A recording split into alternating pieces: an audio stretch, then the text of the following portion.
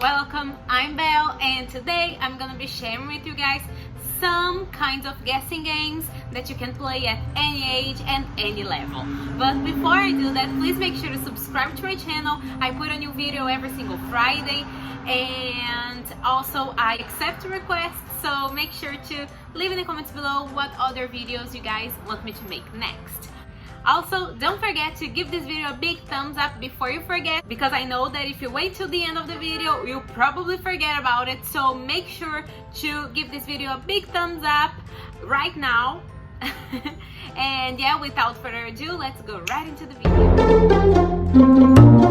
First guessing game that I'd like to talk to you guys about is called Taboo. You probably know what Taboo is or not, because I've mentioned Taboo in some video, and some of you guys didn't know what Taboo was, and I was like, oh my god, it's not only one of the best guessing games to play in class, but it's also one of my favorite games of all times. So Taboo, if you don't know what it is, basically it is a vocabulary game, and it helps the students practice how to explain something without using generic words. So it challenges the students to practice to use other words to explain something. So basically they pick a card and they have to explain what the card says, and under the word that they have to explain, to like give the definition for the other students to guess, there are some words that are like the generic words that you think of when you read that word that they have to describe. So they can't use any of the words that are under the word that they have to describe and that the students have to guess. So for example, I have to describe the word bird.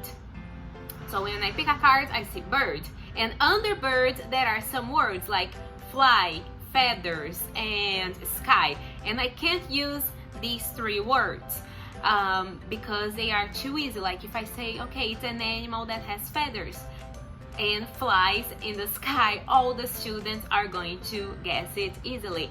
So it's a really fun game because you get to see the students actually like thinking so hard about how they're going to describe that word without using the taboo words. That's why it's called Taboo.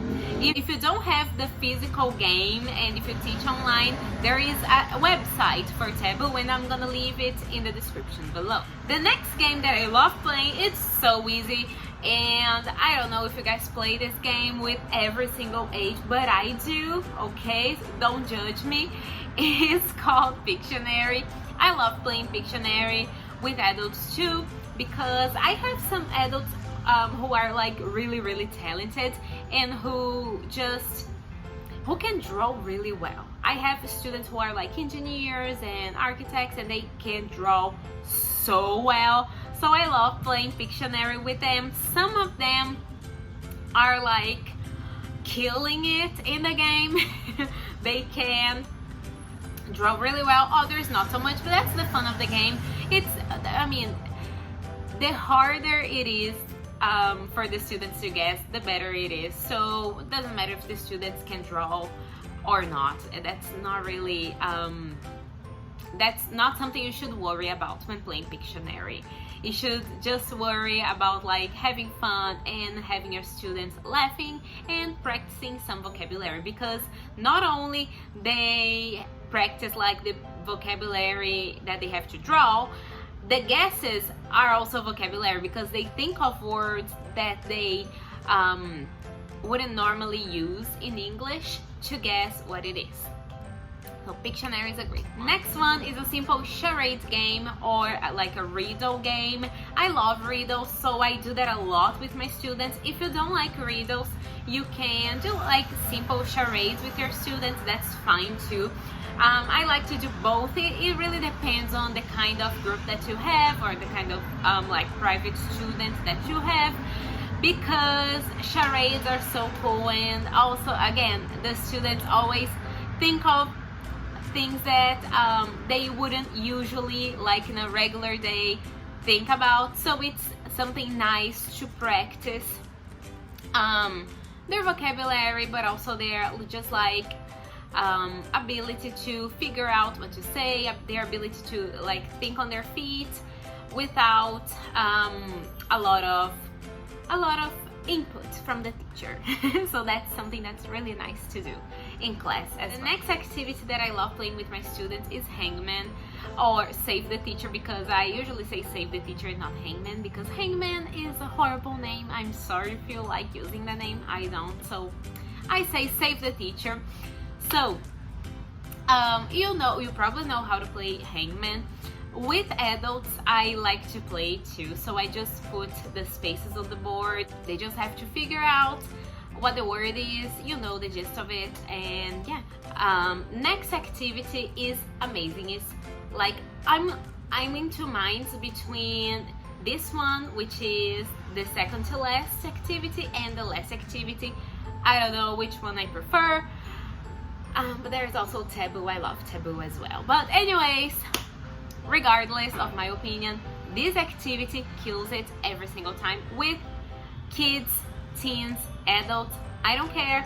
It's a running activity, but adults, they kill it. I've had an 80-year-old playing this activity. So if you are like thinking about not playing this activity with adults, I think I should give it a try. But just remember to be like enthusiastic about it, because it is an activity that requires a lot of enthusiasm.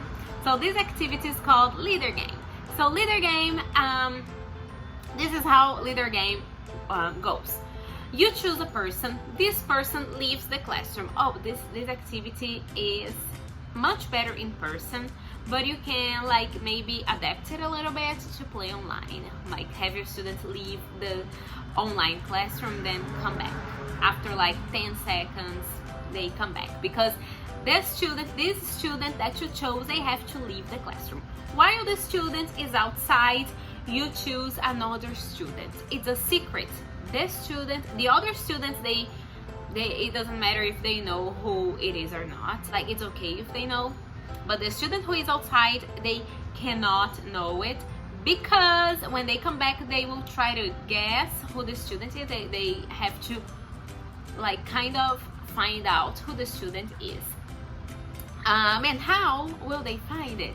So when they come back and like the entire classroom knows who you chose, but this other student, this student who was outside, has to ask a question. For example, if they're learning about ages, so the student who was outside asks each student at a time, how old are you? How old are you? How old are you?